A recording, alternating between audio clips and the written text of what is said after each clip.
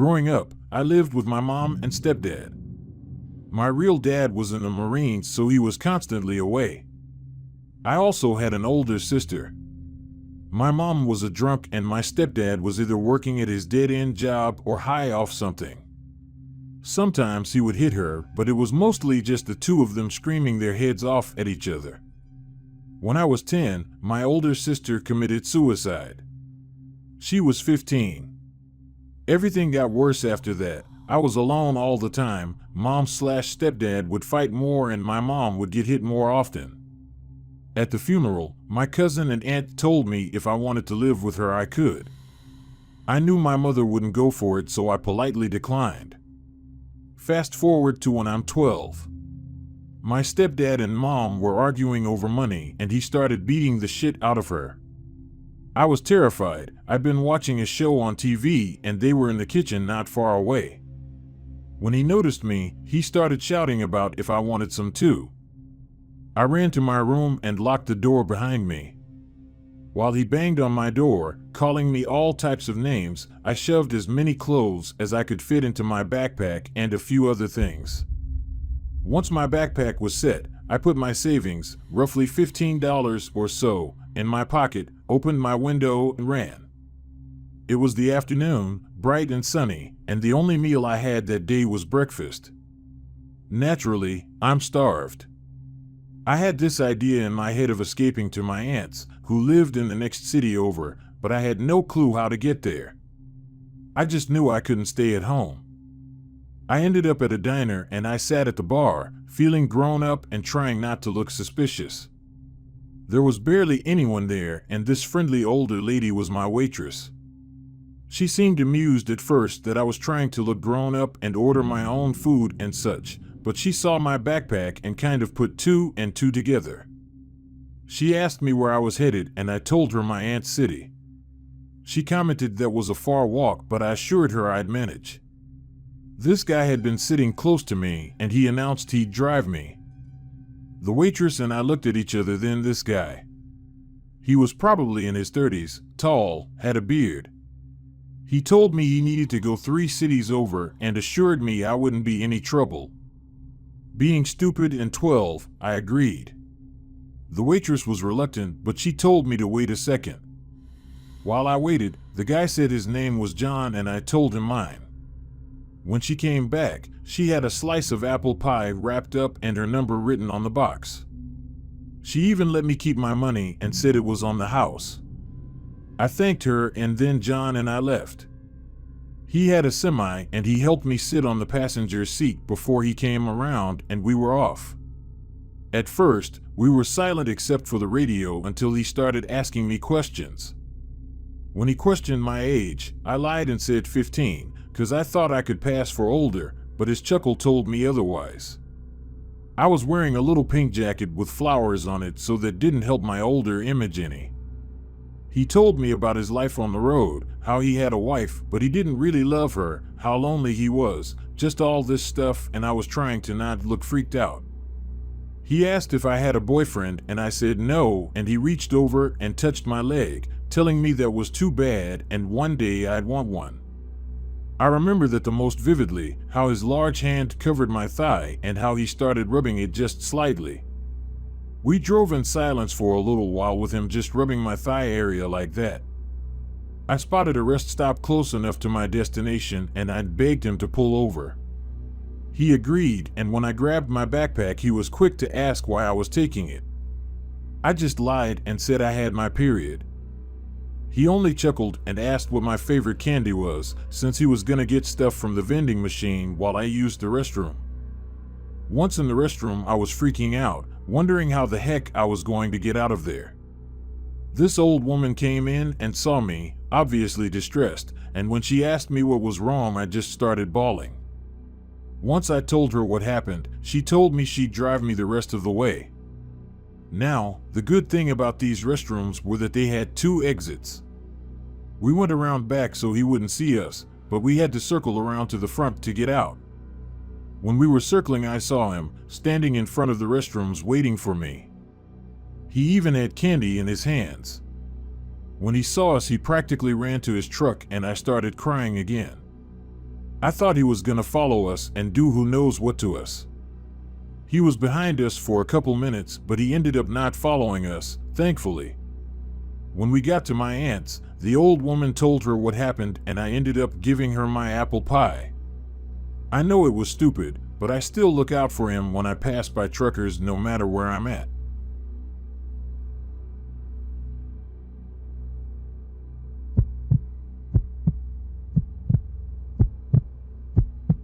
Okay, so this happened to me last night.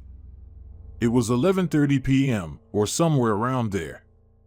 This highway was under construction. One lane and two concrete walls on either side of me.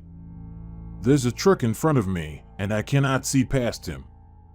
We're going 70 miles an hour. There are no vehicles behind me. He locks his brakes in front of me, and so I stop.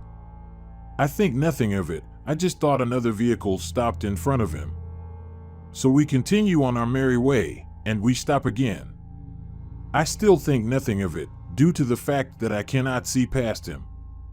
The road widens to 2 lanes, shoulder and regular. I pull into the shoulder to see past him. There isn't anybody in front of him. I pull back into my lane, and he stops yet again, and I thought that was weird. A few minutes of this, and he begins weaving in between the 2 lanes. He stops, and I stop. I grab my phone at this point and dial 911, but I do not press the call button as the truck in front of me begins moving again. Now, I own a Volvo racing vehicle.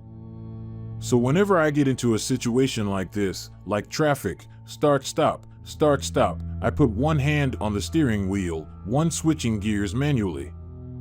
So I set my phone down to get up to speed. We get up to 70, and I pick up my phone. He brakes at this point, and my phone goes flying across the car. I didn't click call yet, and my phone is in the floorboard somewhere. He starts again. I start again. He stops again after a few seconds, and he starts yet again, getting up to about 50 before he stopped again. At this point, I think that if there is a car behind me, and if they rear-end me, I go underneath this truck in front of me. That scares me quite a bit. Now, I understand that you are wondering why I didn't pass him. I attempted it multiple times while stopped, and he immediately picked up speed and crossed into the lane I was attempting to pass him in. He starts yet again, and I start yet again. We get up to 70. I gain the courage to pass him, and I get halfway up his truck before he rapidly turns to the right. Not slowly and gradually, but quite fast. So I slam on my brakes, and I cannot slow any faster. If he hits me, I go into the concrete wall and go airborne, so I am trying to avoid that. I am about an inch away from taking out my left view mirror. I was that close to the wall. His back tires just barely missed me. They were a couple of inches away. Thank God I hadn't gone any faster, and thank God I didn't make it any closer to the cab, for if I did, I wouldn't have been able to type this up. I am quite sure that his goal was to kill me.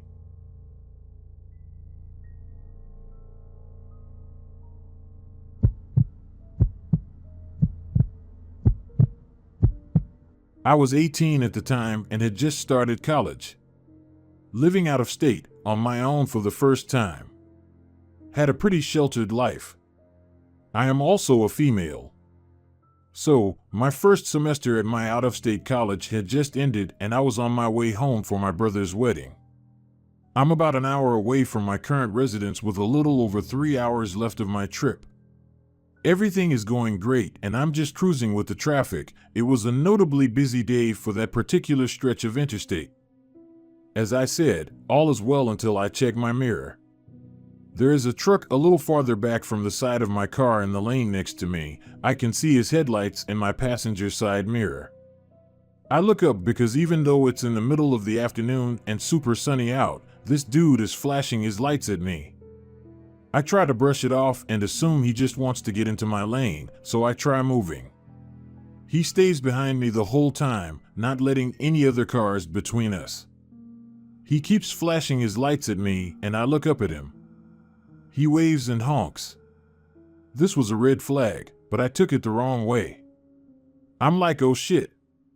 I wonder if he's signaling me to pull over. I hope nothing is wrong with my car. The only reason I think this is because the week before I was leaving I had gotten a hole in my tire and had it patched. I was worried that the patch had fallen out and that my tire was going flat as I traveled at 60 miles per hour. I'm freaking out about my car and planned to pull off at the next exit. Fortunately, it comes up quickly and there is a gas station with some customers visible from the exit ramp. I head there and pull up at a gas pump. Curiously, the trucker follows me off the interstate and into the same parking lot, but he parked in a designated truck zone. I get out just before he parks and walk around my car doing a quick inspection. I see him start to get out of his truck and I decide to buy gas, even though I filled up before I left. As I swiped my card to pay for my gas, the truck driver had reached my car. Lucky for me, since I was already pretty freaked out by him following me off the exit, I had my phone in my hand with 911 already dialed, so I would just have to hit the call button. I left my driver door open and stayed between that and the gas hose. Him standing a few feet away from the back end of my car, the hose separating us. The first thing this guy says to me is, "Well, aren't you a putty tang?" I'm screaming in my head now, imagining all possible scenarios for an emergency escape. He looked to be in his late 30s or early 40s and about 170 pounds. Me, 18, 125 pounds without much muscle or fat anywhere on me. I wouldn't have been able to fight back much. Anyway, I tell him thank you. He offers to buy my gas and I decline, saying my parents gave me money. I was actually worried that he would expect something in return if I had taken his offer. He asked me questions like where am I from, where am I going, etc. Something went off in my head that just said lie. And so I did. Didn't tell him what college I really went to, where I was really headed, what I was doing. Nothing. My gas was done pumping after about a minute. And with that, I told him goodbye, jumped in my car, and got the fuck out of there. I kept an eye on him as I left, making sure he didn't follow me any longer, and he didn't. Never saw him again. I don't know what he wanted with me that day, whether it was just to tell me how attractive I was or if he had something much worse planned. I really regret not reporting him to the police. Since this incident, I've always been leery of truck drivers.